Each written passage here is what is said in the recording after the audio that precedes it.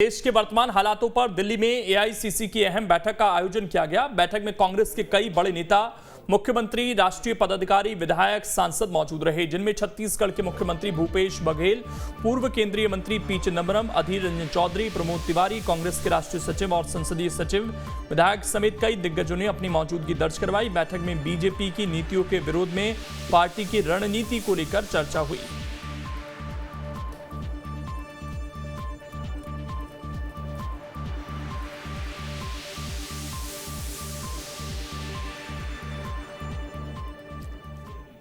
National Herald case में कई बार ED के सामने पेश होने के बाद कांग्रेस नेता राहुल गांधी ने कांग्रेस कार्यकर्ताओं को संबोधित किया।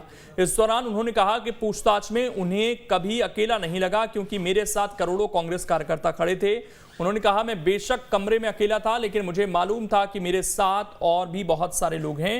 उन्होंने कहा कि कांग्रेस के नेताओं को डराया धमकाया नहीं जा सकता। सच्चाई कभी थकती नहीं और झूठ थमता है। कांग्रेस पार्टी के नेता को डराया नहीं जा सकता है, कांग्रेस पार्टी के नेता को दबाया नहीं जा सकता है, धमकाया नहीं जा सकता है, क्योंकि कांग्रेस पार्टी सच्चाई के लिए लड़ती है।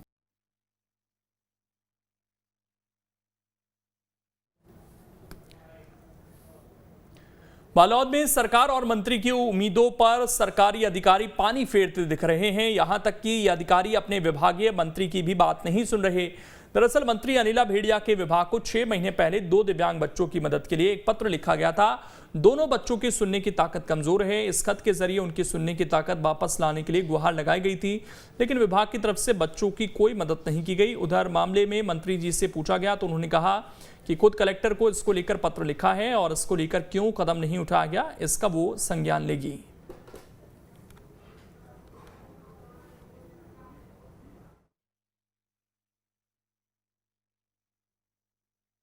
ये आवेदन मेरे को लगभग 15-20 दिन पहले प्राप्त हुआ था। उसका नस्ती बना के कलेक्टर सर को पुटअप कर दिया गया है। जैसे ही कलेक्टर सर से साइन होके आ जाएगा और उसका जो है आगे का पेमेंट करके श्रवण दे दिया जाएगा। ये आवेदन जो आपके पास अभी हाल ही में आया है? हाल ही में आया है। 12वें महीने में जारी हुआ था? नहीं आया था। हमारे डोंडी ब्लॉक का था मेरे पास, अब मैं भेज भी दी हूँ हमारे जिला अधीश महोदय को। अभी आप बोल रहे हैं अगर उनको नहीं मिला है तो मैं अभी और जानकारी ले लेती हूँ और तत्काल उनको निर्देश करती हूँ। मध्य प्रदेश विधानसभा अध्यक्ष गिरीश गौतम पर विधायक निधि की राशि चहेतों को बांटने का आरोप लगा है। दरअसल गिरीश गौतम जिला पंचायत चुनाव में अपने बेटे के समर्थन में प्रचार करने विधानसभा अध्यक्ष किसी गांव में गए थे। वहां कुछ ग्रामीणों ने उन पर आरोप लगा दिया।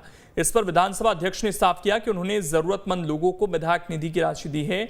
सभी को आरटीजीएस के माध्यम से खाते में राशि दी गई। किसी को भी 1 रुपया नगद या फिर चेक में नहीं दिया। अब तक 100 से ज्यादा लोगों को आरटीजीएस के माध्यम से राशि दी गई। राजनीति करता हूं, भ्रष्टाचार की राजनीति बर्दाश्त नहीं कर सकता। इसलिए मैंने कहा कि ये मेरा साबित हो जाए कि ये पैसा नहीं हमको नहीं मिला। उनका कहना था कि आपके कार्यकर्ताओं ने ले लिया। तो मैंने ये कहा कि यदि आरटीजीएस से नहीं गया, आरटीजीएस मतलब उसके खाते में नहीं गया। उनका ये था कि आपने कार्यकर्ताओं को दे दिया, कार्यकर्ता अपने जेब में डाल दिया, उसको नहीं गया, हितग्राही को नहीं गया। तो मैंने कहा कि मैंने आरटीजीएस किया है।